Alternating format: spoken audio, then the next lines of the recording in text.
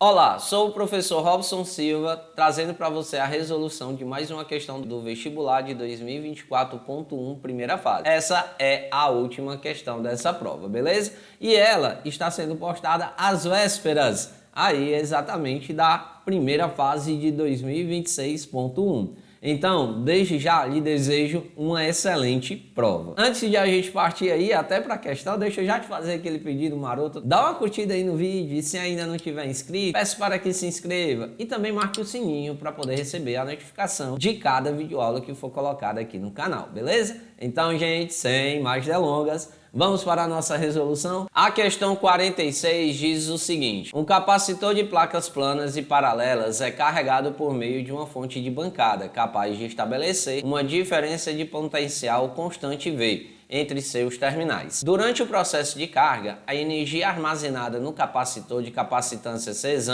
inicialmente descarregado, tem valor X. Em seguida, e após ser desconectado da fonte de bancada, o capacitor tem suas placas reposicionadas em uma nova configuração por um agente externo. Na nova configuração, as placas permanecem paralelas e situadas a uma distância 3 vezes maior do que a distância original. Sendo assim, o trabalho realizado pelo agente externo no reposicionamento das placas em termos de X é. Então, pessoal, o que vai acontecer? Nós temos aqui na questão, ele falou que tem um capacitor de placas paralelas e esse capacitor, ele garantiu aí na questão, as placas estão a uma distância que a gente vai dizer aqui que vale D. Então, se essa distância entre as placas é D, que é o que ele já está garantindo aí pra gente no problema, ele vai ter uma capacitância C. E essa capacitância, quando é de placas paralelas, como é que a gente calcula? É a permissividade vezes a área da placa dividido pela distância. E aí depois o que vai acontecer? Devido ao agente externo, vai fazer com que essas placas elas se distancia entre si até uma distância que ele está dizendo aqui no problema que é 3 vezes o anterior. Então, se no anterior nós chamamos de D, agora nós vamos chamar de 3D a distância entre essas placas, beleza aqui, pessoal? Com isso, como é que vai ficar a nossa capacitância agora? Aí a capacitância que a gente vai chamar agora de C2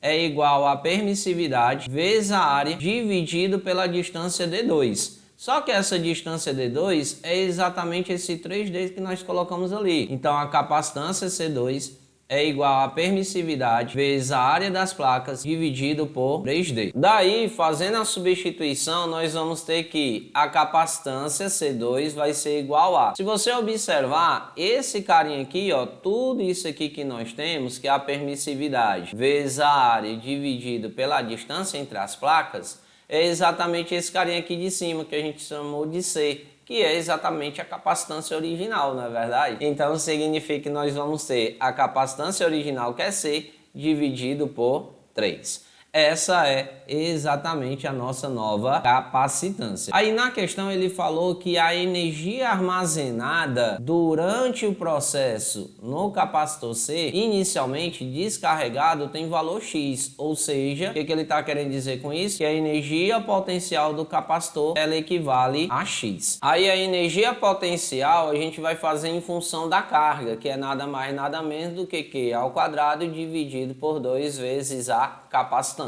E aí, como a energia potencial é X, então significa dizer que nós vamos ter que o X vai ser dado por Q ao quadrado dividido por 2C. Mas, Ross, por que tu tá usando a equação da energia potencial em função da carga e não em função da DDP? Por um motivo, gente. As placas elas foram movimentadas apenas, não entrou carga e não saiu carga, o que isso nos garante que houve uma conservação da quantidade de carga. A diferença de potencial ela muda e aí a capacitância também muda, já que a relação entre a carga e a capacitância ADDP ela é uma relação do seguinte modo: o Q é igual a C multiplicado por U. Então o Q mantendo-se constante, o C varia, que a gente já sabe, a gente viu aqui, ó, o C inicialmente era epsilon vezes A dividido por D, e depois passou a ser C dividido por 3, que era o valor inicial dividido por 3. Então a capacitância muda. Quem vai mudar também é a diferença potencial, já que a distância entre as placas foi alterada.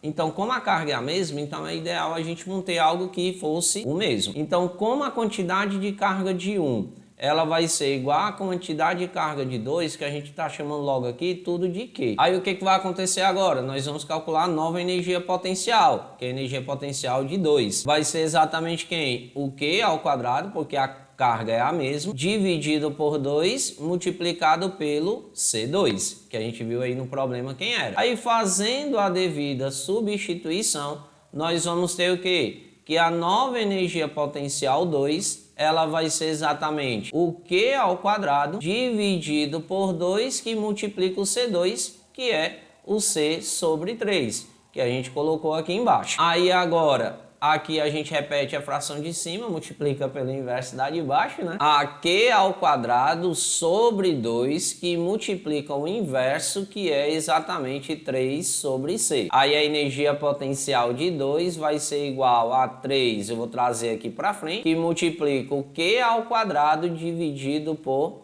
2C. Mas se a gente observar, esse carinha aqui, ó, que é o Q ao quadrado sobre 2C, a gente já sabe quem é. Quem é ele? É o X, não é verdade?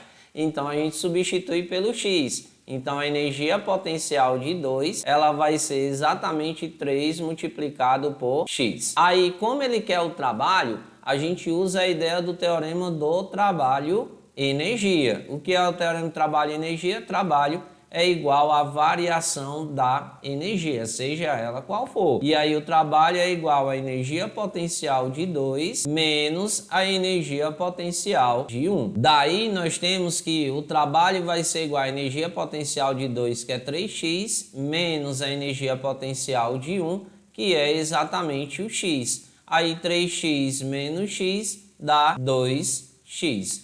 E com isso a gente pode observar que o nosso item correto é exatamente o item D, de Deus no coração de cada um de vocês, beleza? Com isso, pessoal, estamos chegando ao fim de mais uma prova, né? Terminamos aí a primeira fase.